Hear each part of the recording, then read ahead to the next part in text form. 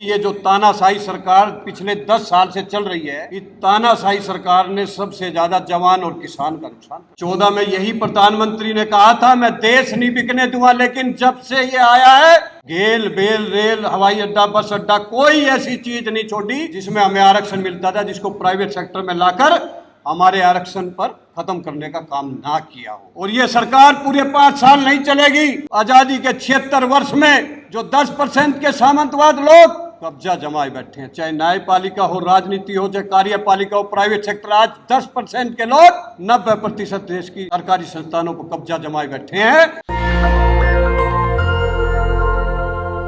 ये डायमंड है, और डायमंड को तराशने की जरूरत नहीं होती, वो डायमंड ही होता है। तो इसको हमने डायमंड का नाम दिया है, जिसको मूल निवासी और बहुसंख्य समाज बोलते हैं। सभी महापुरुषों को कोटि कोटि नमन करते हुए आज विदा पीपल की तरफ से संविधान बचाओ संघर्ष समिति और तमाम संगठनों को लेकर डायमंड वर्ग के हक अधिकार और डायमंड वर्ग के ऊपर हो रहे अत्याचार अन्याय के खिलाफ न्याय के लिए आर्थिक, सामाजिक और राजनीतिक और प्राइवेट सेक्टर में हिस्सेदारी के लिए लगातार विदा पीपल सभी संगठनों को लेकर रामलीला मैदान से लेकर कॉन्स्टिट्यूशन क्लब से लेकर रोड तक लगातार पिछले 6 साल से डायमंड वर्ग के हक अधिकार की लड़ाई लड़ रही है। साथियों, आज जो सेमिनार का आयोजन किया जा रहा है, इसमें सबसे प्रमुख मुद्दे हैं देश में जातिगत जनगणना कराना, आरक्षण को बचाना, संविधान को बचाना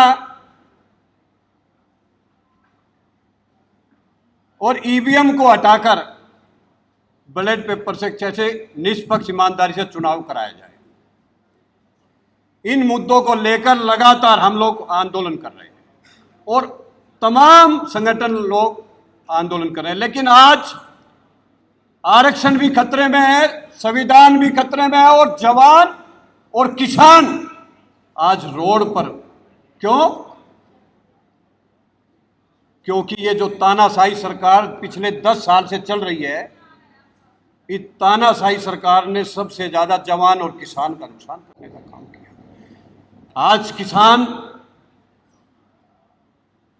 लगातार रोड पर 6 महीने से फिर दोबारा से अपनी एमएसपी के लिए, अपनी मुद्दों के लिए लड़ाई लड़ रहा है। जो हमारा जवान सीमा पर जाकर देश की रक्षा करता था, आज उसको अग्निवीर के नाम पर उसका भविष्य खराब किया जा रहा है। और जिस आरक्षण से आज हमारे लोग doctor, engineer, IPS, MLA, MP बनकर आज देश में नेतृत्व कर रहे हैं, उसको भी खत्म करने का षड्यंत्र रचा जा रहा है। 14 में यही प्रधानमंत्री ने कहा था, मैं देश नहीं बिकने दूंगा, लेकिन जब से ये आया है, गेल बेल रेल हवाई अड्डा बस अड्डा कोई ऐसी चीज नहीं छोड़ी जिसमें हमें आरक्षण मिलता था, जिसको प्राइवेट सेक्टर में लाकर हमारे आरक्षण पर खत्म करने का काम ना किया हो। और आज लगातार उसकी तरफ ही अग्रसर। साथियों, जातीयगत जनगणना जो बिहार सरकार ने इसकी शुरुआत की और जिसकी गूंज पूरे देश में गूंज रही है, और आजादी में पहली बार एक ऐसा चुनाव हुआ 2024 लोकसभा, जिसके अंदर संविधान और डायमंड वर्ग के हक अधिकार की लड़ाई, जो कभी कोई उठाता नहीं था, कोई लड़ता नहीं था उन मुद्दों पर, ये 2024 का चुनाव उन्हीं मुद्दों के ऊपर लड़ा गया है। लेकिन संविधान हाथ में लेकर और बड़े बड़े मंच पर हमारे मुद्दों को उठाकर करने से बात नहीं बनेगी। अब की बार लोकसभा चुनाव के अंदर हमारे वोटरों ने, साइलेंट वोटर ने, बहुसंख्य समाज के वोटरों ने ऐसी सरकार चुनी है जो अस्थायी सरकार है, जिसकी तानाशाही अब खत्म हो गई है। और यह सरकार पूरे 5 साल नहीं चलेगी। अगर हम डायमंड वर्ग के लोग सभी संगठनों को लेकर अगर राष्ट्रव्यापी आंदोलन किसानों की तरह खड़ा कर देंगे, तो किसी की हिम्मत नहीं जो डायमंड वर्ग के अधिकार को छीन ले। जातीय जनगणना ना हो, क्योंकि ये जातीय जनगणना इसलिए जरूरी है, जो आजादी के 76 वर्ष में जो 10% के सामंतवाद लोग कब्जा जमाए बैठे हैं, चाहे न्यायपालिका हो, राजनीति हो, चाहे कार्यपालिका हो, प्राइवेट सेक्टर, आज 10% के लोग 90% देश की उन सरकारी संस्थानों पर कब्जा जमाए बैठे हैं। उनकी पोल खुल जाएगी, इसलिए वो सामंतवाद लोग नहीं चाहते कि ये जातिगत जनगणना हो और इसका विरोध करते हैं। लेकिन अगर हम इसी तरीके से लोग सब आंदोलन के रूप में लगे रहे तो वो दिन दूर नहीं, जातिगत जनगणना होकर जिसकी जितनी संख्या भारी उसकी उतनी हिस्सेदारी ना मिले।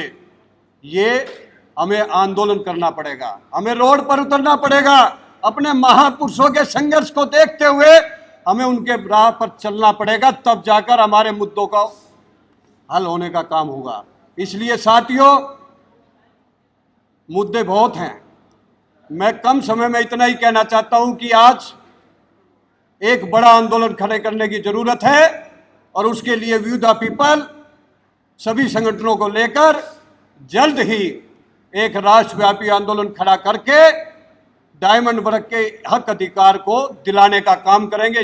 नेशनल दस्तक की आपसे गुजारिश है कि अगर इसको बचाना चाहते हैं तो नेशनल दस्तक को सब्सक्राइब करने के लिए रेड कलर के सब्सक्राइब बटन को दबाएं, फिर बेल आइकन की घंटी दबाएं।